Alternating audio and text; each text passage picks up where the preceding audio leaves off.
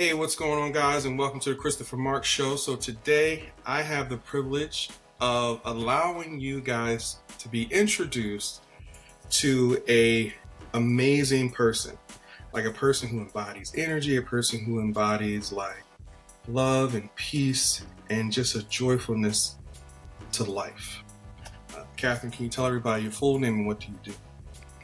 My name is Catherine Chadwick, and I think of myself as a mental fitness trainer. And at my tender young age, I gained a lot of experience and wisdom, right?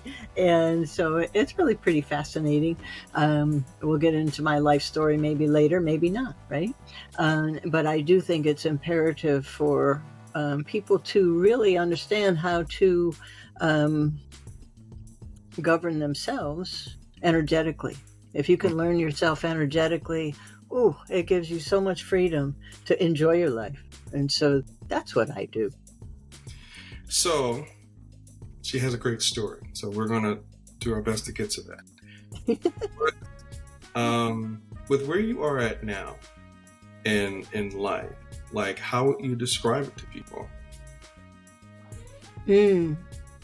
I think that there is a real science to living and understanding how to work with the energy principles and universal laws of this universe that we are a part of.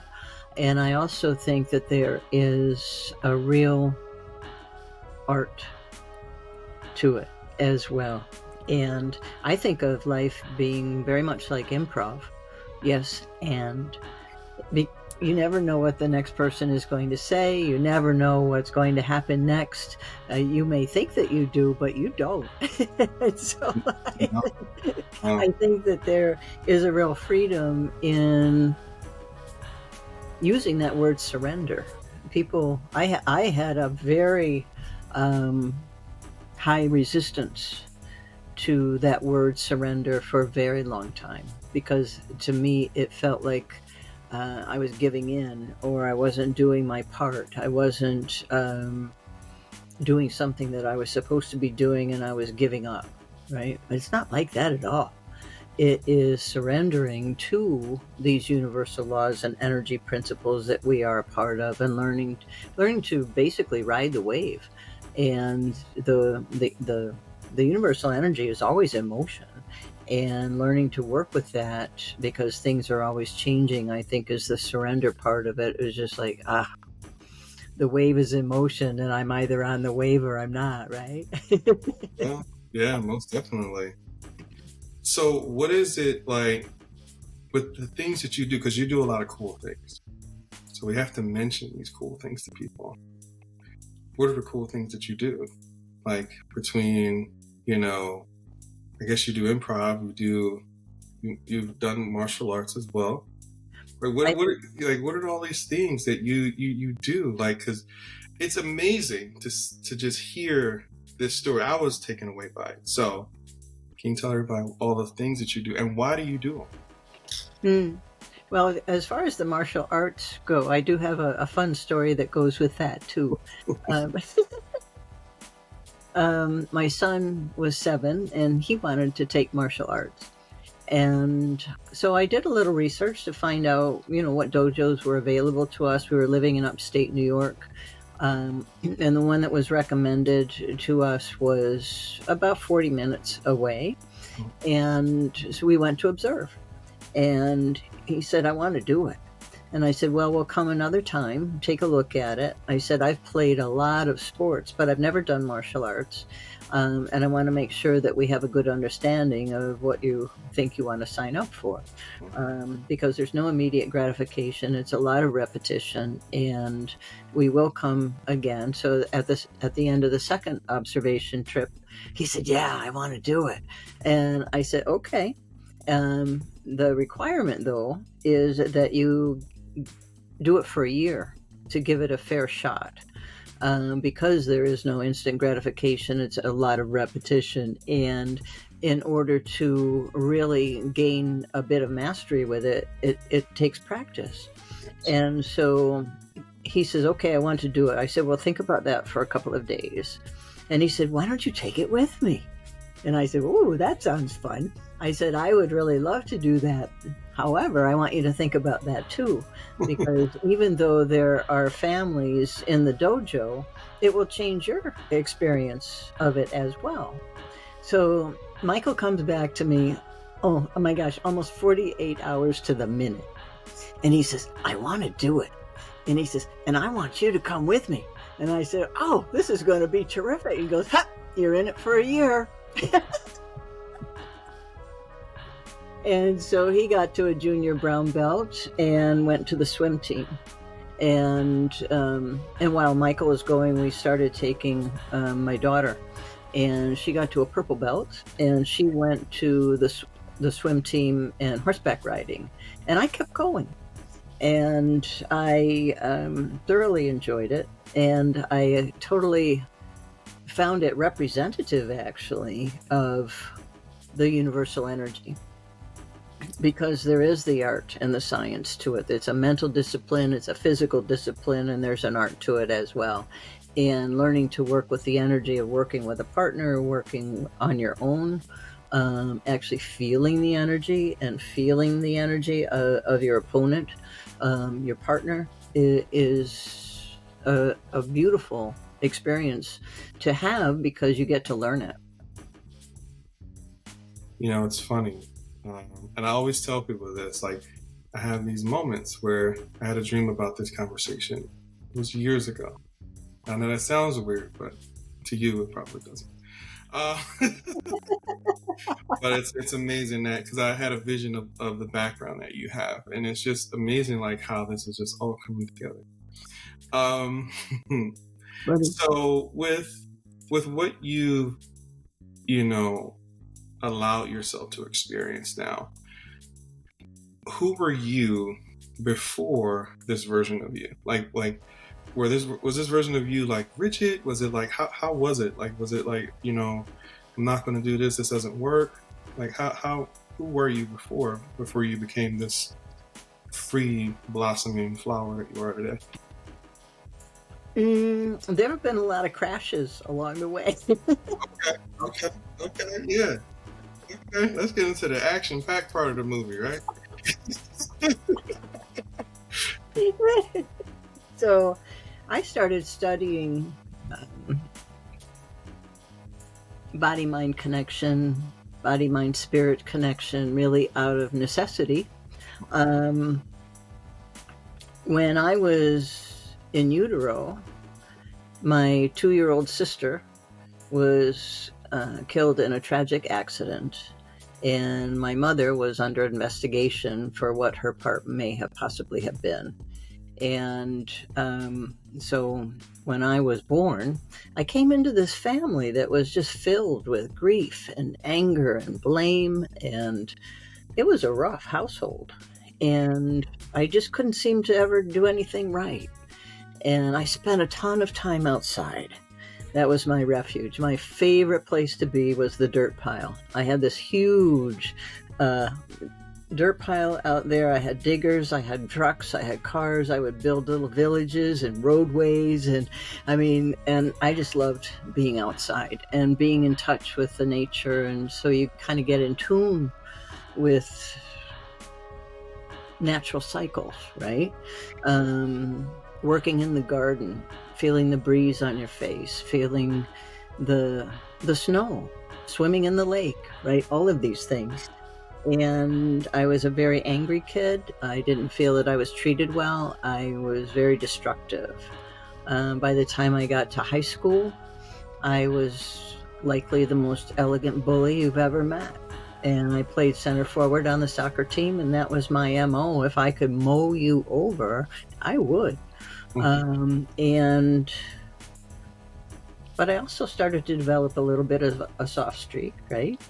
And because I understood, and I was getting I was starting to feel better through playing the sports, all of the physical activity and the teamwork. I was starting to learn more. And nobody was talking to me about going to college. So my grandmother was a nurse, and she was a director of nurses at a small local hospital, and she knew everybody loved her, and I'm okay, I could do that. I was good in math and science, Right. I found Alfred University at that time was the #1 nursing school in New York State. And so I made one application and I was accepted. I went work study.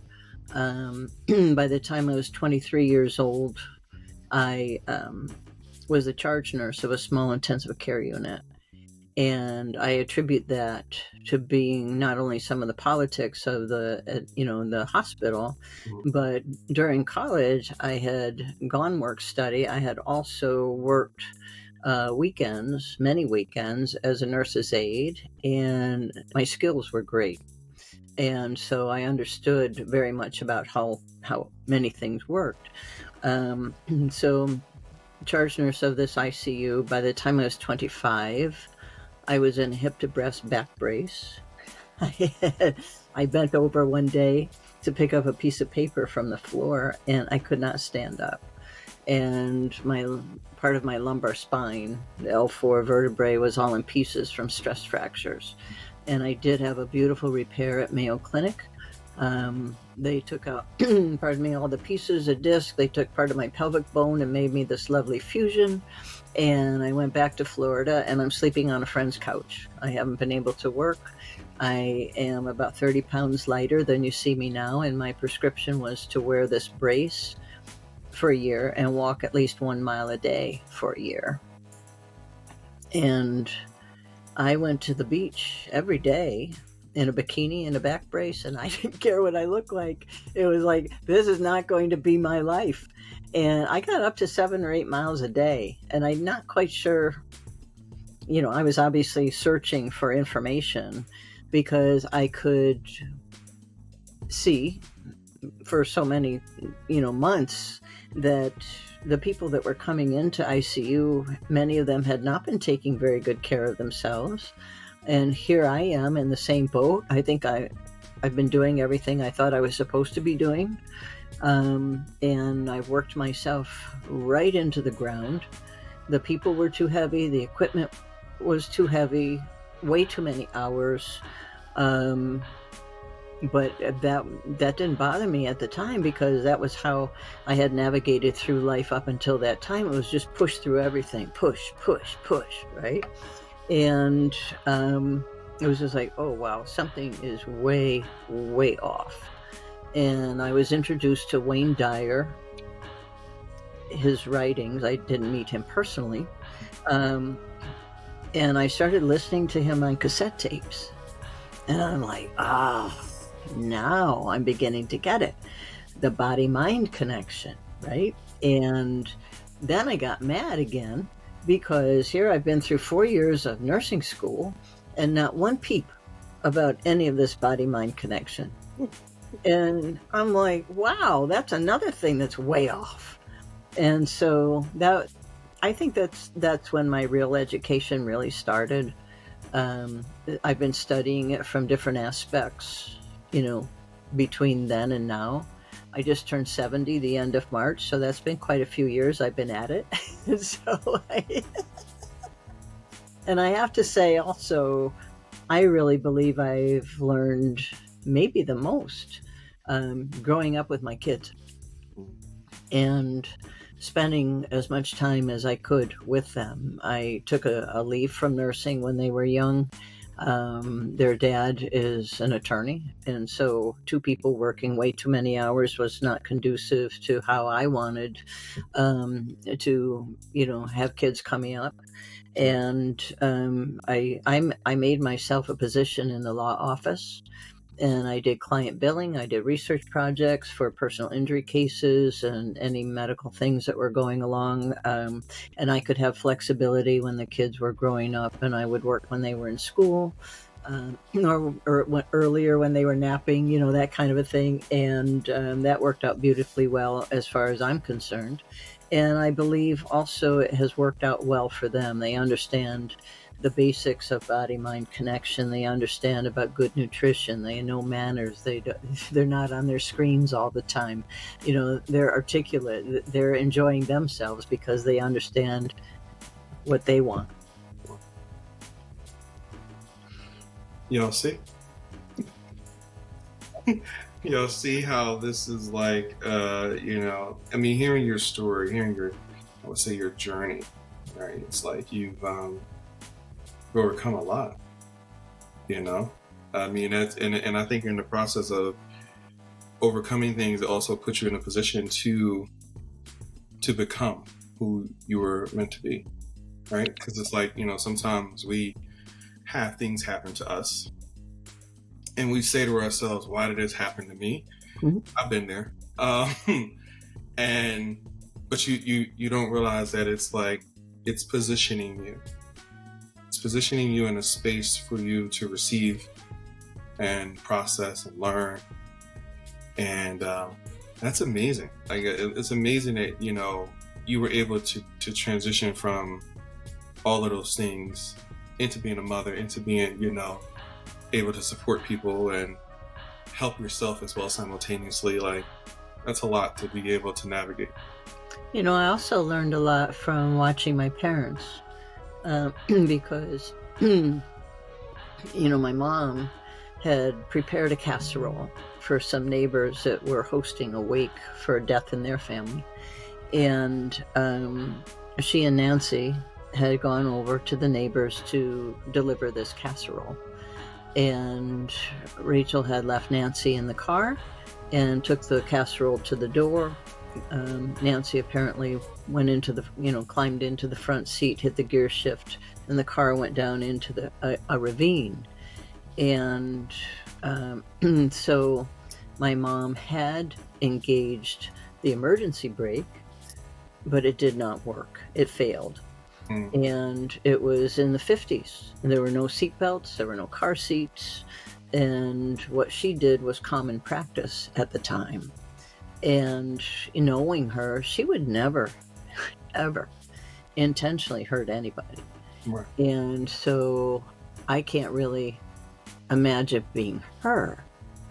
I mean, I could because I was there energetically. However, it was just like, oh my gosh, your heart just goes out to people like this. And so watching them with their healing process and how they moved through life and how they learned and grew, and the marriage did not last. They each remarried. And so it was interesting. So when my son was little, I just started inviting everyone to the birthdays, to the holidays, and so the kids grew up with 3 sets of grandparents, and everybody was an equal player, right? And it was great. I started calling my parents by their first name when they each remarried, because I didn't like the differentiation that one was dad and one was not, right? And so it was Rachel and Nick and Tom and Lynn, right? And so I had to have a category. It's like, listen, I don't want to be confused here. I'm sorry. I just tell I totally get it. Oh man. So where you are now in your life, how do you feel that you, like, the person that you're becoming, how are you helping people? In what way are you helping people? I think that I'm actually a wonderful role model for people, Right. in that I do walk the walk. Even though I'm studying and doing all of these things, do I still make mistakes looking back on it? Oh yeah, right? So Yeah. I think that's just part of life. And I also think that I help people by teaching them about what I call what the rules of the game are, about the energy principles and the universal laws. I mean, for instance, the law of receiving starts with giving first. The law of attraction is a sub-law of the law of vibration. We are vibrational beings. We're electromagnetic beings, right? And so when we think about being energetic, if you can learn yourself energetically, you make much better decisions for yourself, because everything has an energetic value to it. Every thought, every word, every emotion, every action has an energetic value, and also elicits a chemical cocktail reaction within your body. And we're just not meant to run on stress hormones for any length of time. We are certainly wanting to have our fight or flight faculties engaged when we need them. Although if we're living that way daily, we're not doing ourselves a service, because our body can't function the way it's designed to. And I think when people understand that, and also understand that we do have a choice as to what we choose to think, and we may not have a choice as to what thoughts may float into our mind, though we do have a choice as to whether we entertain them or not. And, thoughts come into my mind, and I'll just say, "Oh, you're not welcome here today. Thank you so much." Right? Yeah, And another thing that I like to tell them too is, "No, you're not staying here. You're taking advantage of my good nature now. Take care. Bye-bye." yeah. People know that you're different, that you're at a space where you're giving, and you're not giving from a place of like to receive, more so just more from a place of like how can I support or be there for you or uplift. And I think that's the thing. And so people look at that and say, okay, well, how can I take advantage of this? Mhm. Because it's an open door. It's like, it's almost like years ago, people didn't lock their door. People would just leave their doors wide open, and it was just, people could walk right in. No, come on in, door's open, Now it's like locked with like 50 locks and like all these other things. And you got an alarm system. Then you gotta get a dog that like is really big for no reason. And so it's like, and that's the world we live in. And so when people see you, it's like the guard's down, the door's open. Mm-hmm. But it's also one of those doors where it's like, it's kind of like a revolving door. So it's like, you can come in, but if I choose to, you can also leave. And it's like, I don't know how to feel about this, because most people, usually what happens is they let people in and they either slam the door behind them, or they open the door and they slam the door shut when it's time for them to leave. And so it's like the fact that you're allowing it to be open on both ends, that's next level. That's next level. I will admit that is next level, because now you're allowing it to be fully transitional, like fully. Hey, you can stay, but if you're not going to be incongruent with the space that I'm in, then you can, go where you belong. Well, what's fascinating, the whole study of epigenetics also plays into what you were just talking about, because with the blossoming of the technology, the blossoming of the research is able to really take off. And what they're discovering is that there is so many health conditions used to be thought of as being predisposed genetically.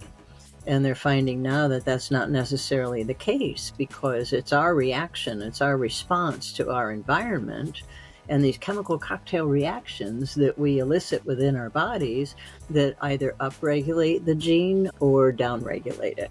And so we can trigger these events in our lives. In fact, the research is really pretty sad in that it's about 95% of health conditions and illnesses are lifestyle induced.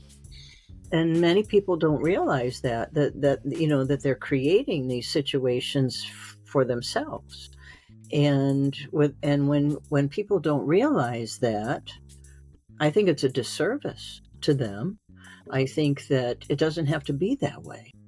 And the other alarming statistic from, just several years ago, and I imagine the numbers are likely even higher now, is that between 25 and 50 million Americans alone have an autoimmune diagnosis, and about 80% of them are women.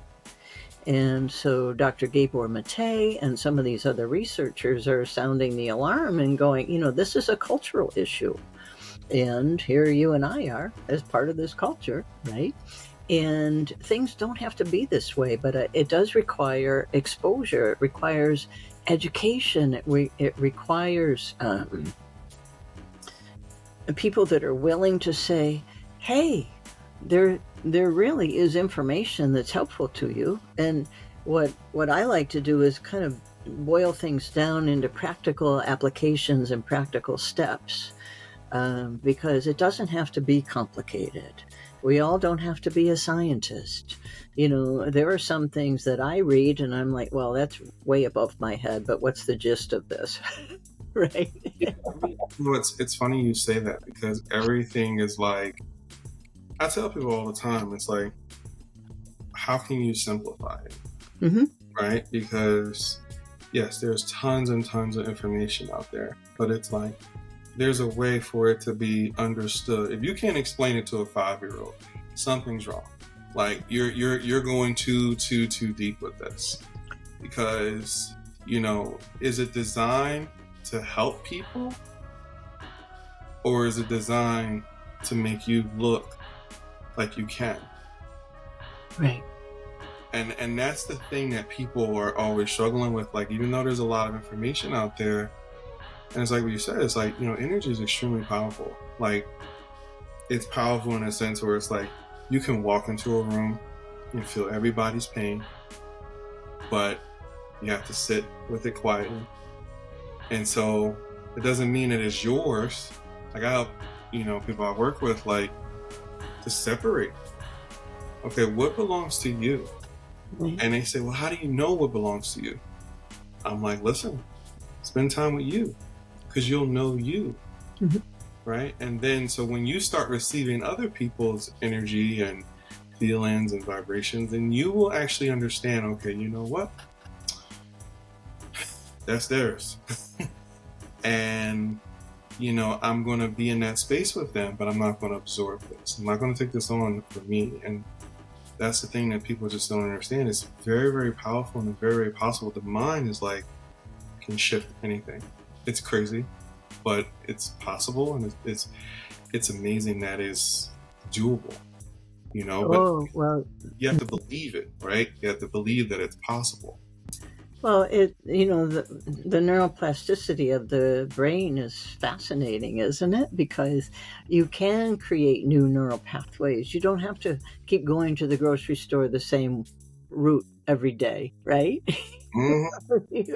You can go a different way and go, oh my gosh, look what's going on over there. I like that dress shop over there a lot better than the one I've been going by every time, right? Yeah. That kind of a thing. And as we change, our tastes change as well, because we move into a new identity, right? And the other thing that's really important for people to, take the time to evaluate what it is that they're doing, what they're thinking, and what their beliefs are, right? Because we've all been programmed pretty much. I mean, the studies are different, anywhere from 7 to 11 to 14 years old. We're pretty heavily programmed by our parents, our grandparents, people at school, our environment, all of this. And some of the beliefs that come with that don't belong in the present day that we're working in now, right? Some of those things have no business being with us, but we have a tendency to drag them along sometimes, unless we say, oh, when you're at the end of the day sometimes and you're going, oh my gosh, what was I thinking that caused me to say that or to do that? or it's just like, oh, and then something comes along and this is like, well, that's been coloring my behavior for, the last 50 years or whatever. And it's just like, whoa, now wait a minute. This does not have to be this way. Yeah, it doesn't. I laughed when you were speaking of time, and it's like, people are in such a rush. We rush to everything where everything is like, okay, we got to get here, and it's like, but it's more so like, just slow down. Mm-hmm. Like, just slow everything down. And a lot of times people, no, if I slow down, I'm going to miss it. No, if you slow down, you will see it. Right? And that's the thing, because we're as human beings, and that's just not just as like work environment, or whether it's within ourselves, how we feel about people. Like, cherish this moment, because it's after this, right? So it's like, let's stay here for a while, so that way when this moment has passed, then you can take that time and appreciate it, nourish that moment, nourish the space that you were in, mm-hmm. and take it with you. Because I tell people all the time, it's like, it's our memories. That's what allows for us to be able to feel good about our lives, and to feel there is bad things that has happened, but there's also a lot of good. There's those sunny days where you wake up in the morning and watch Saturday noon cartoons, and Saturday morning cartoons, and you eat your cereal, and even though the cereal's not good for you now, like back then, it's like, oh my God, I have Captain Crunch, and I'm watching Tom and Jerry, and this is great. And that moment has passed. And so it doesn't mean that moment can't exist again. Doesn't mean you can't take that moment back. But you can also appreciate it. And the more older you get, the more you just slow down. And it's like, I think when people see you, they're probably seeing you move. To them, you're moving at lightning speed. I know you probably think to yourself, like, more, right? But like, you're really doing so many things. But to you, and you can correct me if I'm wrong, but it's really slow. It's like, hey, I'm going to the gym. Hey. Well, the power is in the present. Right? The power is in the present moment. Right? And what's interesting is that I do have different things that I'm working on, and they all kind of come together, though, of a common theme, right? And it's interesting, you talk about getting up on a sunny day, and I do have a project called the Sunshine Quotient. And sunshine quotient is a term that refers to lighting gradients in photography and radiology. And I have applied it to people, because we are these beautiful light beings, right? And we're electromagnetic. And so when you visualize that you're augmenting yourself with something you already are, right? And it's really an age-old concept too, of visualizing, imagining that you're breathing in the light. And when you imagine that it's just filling you up, every little bit of you, right? To the top of your head, to the tip of your toes, to the ends of your fingernails, and you are really pretty much glowing from the inside out. You raise your vibration, and those chemical cocktail reactions are going, oh, I kind of like this, right? And I always teach everybody about and it's more complicated than all of this, though the gist of it is that when you take in that deep breath, you stimulate your vagus nerve, and your vagus nerve is connected to almost every organ in your body. It's very extensive. And when you stimulate that, it also engages the calming side of your nervous system, the parasympathetic part of the nervous system. And it brings you into the present moment. It calms you. You can lower your heart rate. You can lower your blood pressure. And this is a beautiful self-regulatory tool. And all you need is you. And I encourage everybody to actually put an alarm on their phone and practice breath work like 4 or 5 times a day. Take 7 breaths, right? In through the nose, feel like you're glowing from the inside out, and then gently out through the mouth. And then when you get into the habit of being mindful, it's a beautiful mindfulness tool. And you get into this practice, it kind of seeps into other areas of your life as well. And then when you get into a situation where you start to get nervous or start to get upset, you can go, oh, all I have to do is take a breath. And I'm right in this present moment. You know, that is, and I think that's the thing that people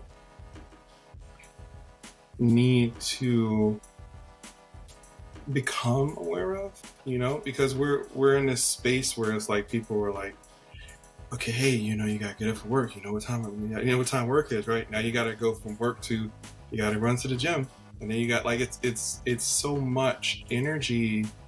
And it's kind of like what you said earlier about, you know, people being driven off of negative energy and stress.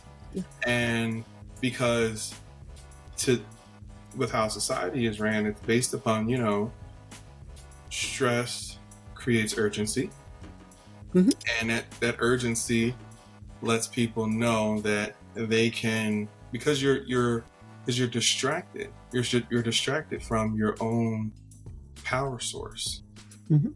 Right? And I think what you're doing is allowing people to tap back into that, to let them know, okay, I'm not meant to chase, I'm meant to attract. Right. And I need to get to a place where, and a lot of times people say, well, I want all of these things. And it's more so like, but do you need all of these things? Are you in a space to receive it, or a space to appreciate it? Mm-hmm. Right? Because that's the thing. And like, I think that's the beauty of what you're doing. It's impactful, you know? Your event yesterday, it was like, it felt comfortable. It wasn't like, you know, okay, hey, I'm here, right?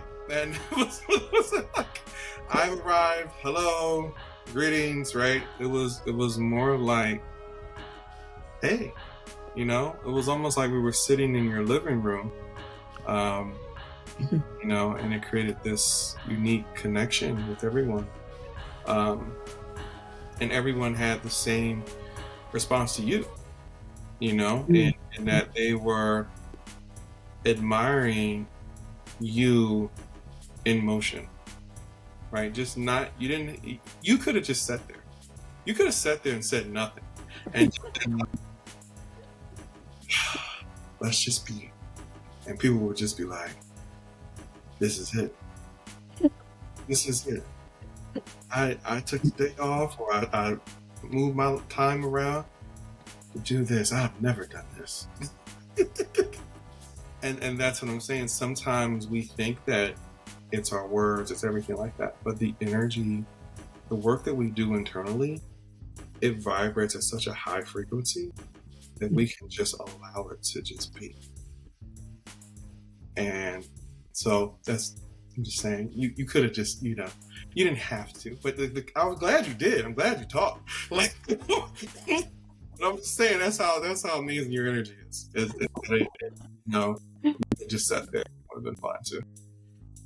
Yeah. So, Catherine, if someone was walking your path, what would you tell them that would help them to stay motivated? Oh, I think it's wonderful to be curious, to find out how things work, right? And or to be curious about someone else, like, wow, what do they think about this, or what not that I am looking for someone's approval, but it's just like, what's their perspective, right? Because we each have 360 options of looking at somebody because we each live in a 360, right? And if I'm looking in this direction, I'm not noticing really what's going on behind me so much. But if I'm talking to somebody and they were in the room and they were looking in another direction, what was it that they saw? What was it that they were experiencing, right? And I think that we do learn from each other in those types of situations. I also think that it's important to build a regard for yourself, respect yourself, right? When I was walking the beach, a popular phrase at that time was, oh, just be your own best friend. And at that point in time, it was like, well, how do I do that? Right? Yeah. And I kept thinking about that, and I thought, well,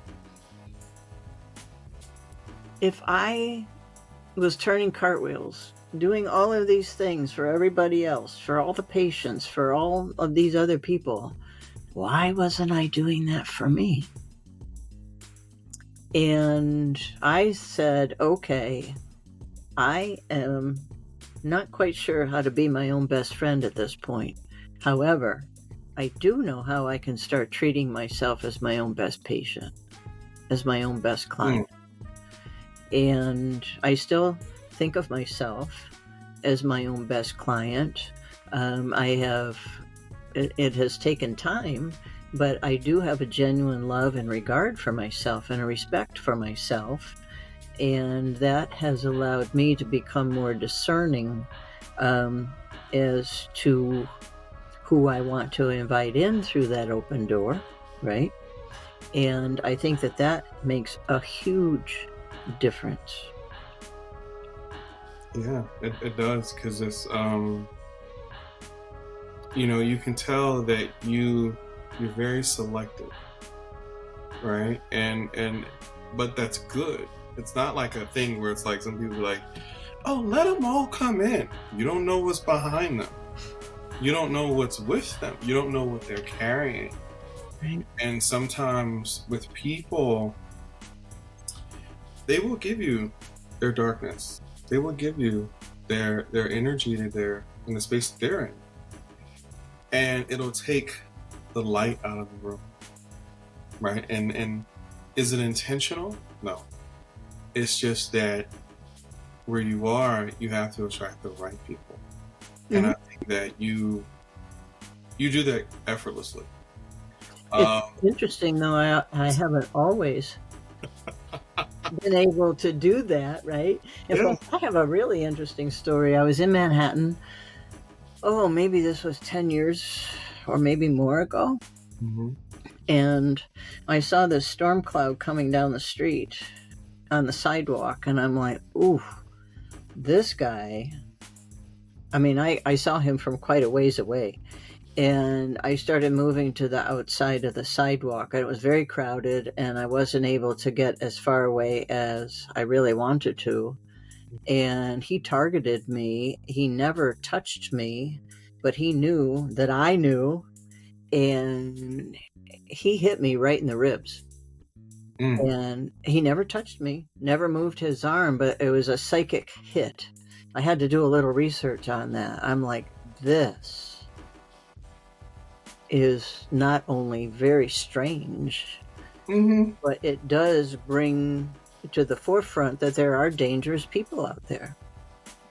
There are, because man, and to tell you this is like, I tell people all the time, they say to me, they're like, how do you know? How do you feel it? I'm like, I've had that happen as well, and had it where it was you can feel that there are psychic attacks and things like that from other people.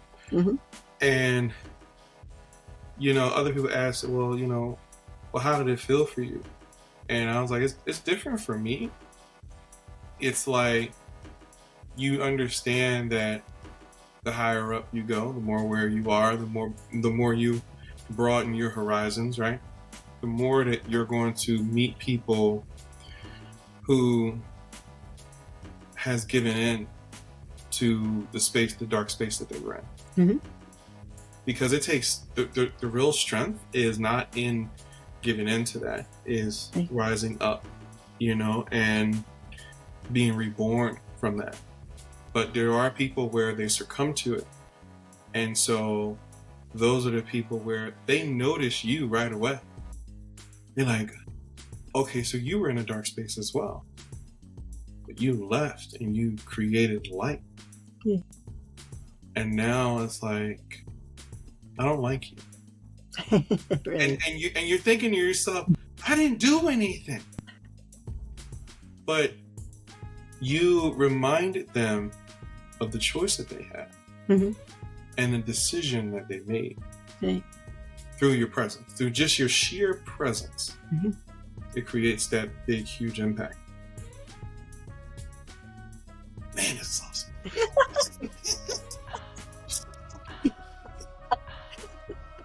Because this is like, I totally get it. And I try to explain this to a lot of people. And they comprehend it. They don't understand. Because in their mind, they are processing and say, oh, that makes sense. I get it. But it's just like when you go through it, then it's not going to be as dismissive in how you communicate it. You're going to be like, I've been there. Mm-hmm. I've been there. And sometimes it's not even like people are attacking you directly. Sometimes it's just indirect from other people you're around. And that's just how it is. Catherine, I appreciate you. Like, seriously, like just you being you being a beacon of light for other people. Because,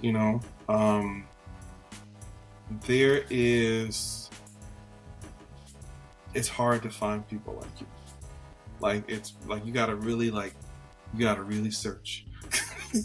Because there's a lot of people in a space to take and not to be able to say, how can I give to you? How can I uplift you? How can I inspire you? How can I help you to learn to empower your own self? I love when you said that yesterday, so I just wanted to repeat that. Well, I'm glad that resonated, right? Because it does make a difference. We each make a decision to empower ourselves, or we don't. And I get into this discussion, not frequently, but often enough that it has made an impression with me, in that so many people will say, I empower you, or I empower them to do X, Y, Z. And I'm like, no. You can inspire people, you can help to educate them, you can give them information, you can be a role model, you can refer them to someone else for further, information, further experience. But it's through their decision to empower themselves, it's really going to make a difference for them, right? I mean, it's like the only way you go on a bike ride is if you get on the bike, right? Yes. You can ride it for them, and you can't, and I think that's the thing when you're in this work. It's like you have to look at it like, okay, hey, here's the tools, here's what you need. Now, this is your moment to shine. This is your moment to be who you're meant to be. And so sometimes with people, they get like, oh, I'm scared. Like, can you guide me the rest of the way? And it's like, this is still a part of the learning curve, right? The part is, I don't know.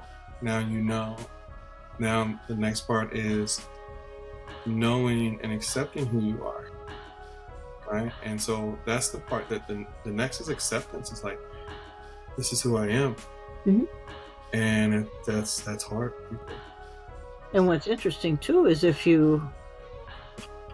part of the acceptance is accepting the parts of you that you might not be so fond of, right? And then you have another opportunity to make another change.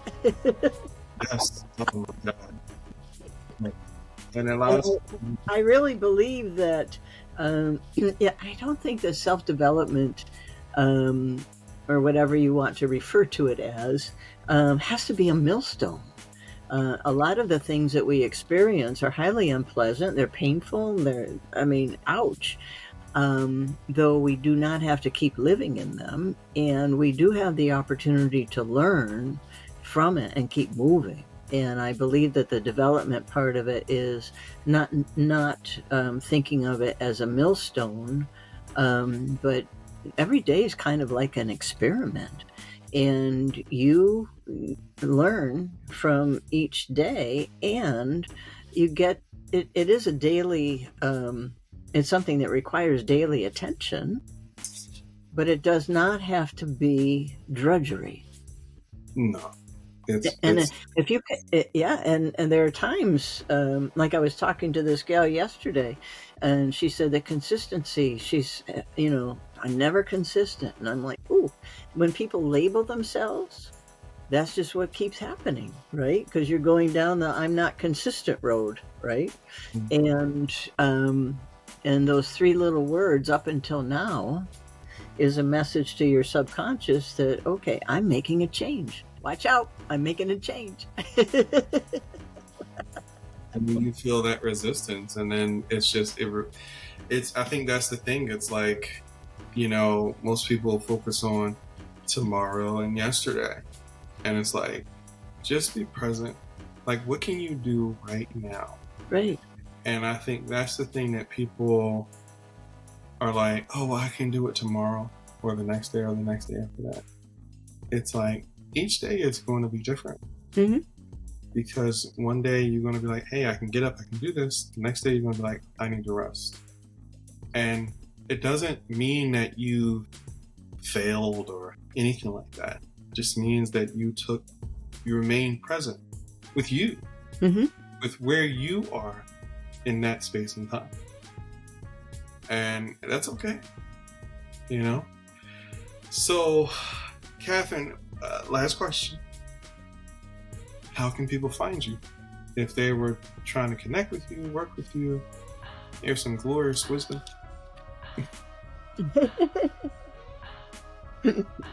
Well, if you Google my name, Catherine Chadwick, you'll find me in quite a few places. My website, which I really like, is theartofselfcraftsmanship.org. And because I believe that we're each kind of crafting ourselves. Yes. Every day, every moment as we go along, right? And that also includes the sunshinequotient.org. And I do have a separate website of you'vegotnurse.org. And you can reach me through any of those. I'm on LinkedIn, Instagram, TikTok. I am on Facebook. I'm not on Facebook as much as I used to be. My account got hacked, and so it's just like I got out of the habit of being there, right? Those imposters. Yeah. Yeah, I'm not it's weird. It's like I have a Facebook account and Instagram and stuff like that, but, LinkedIn is really where I feel comfortable, to be honest with you. It's kind of weird, but, you just find where you belong, right? Well, we do find the people that there is a real process of finding the people that you feel that you can work with, right? Yeah, because it's more about that. It's more about connecting, Mm-hmm. Yeah. Catherine, I appreciate you taking the time. I appreciate you having me here. Thank you so much, Chris. Yeah, the privilege is mine, because it's like, it's just, when you told me you have a black belt in karate, I was thinking to myself, I got a lot of work to do. It was like, You know what I mean? I'm a, you know, maybe I can get a black belt in walking. Let's start with that. Like, I was like, but it's amazing. It's amazing to see that you are who you are and that you inspire so many people. So I would say just, please, please, please, please just keep doing that. Well, thank you. I look forward to staying in touch with you. Will do. Will do. I hope you guys enjoyed this segment, and I will see you on the next episode. Peace.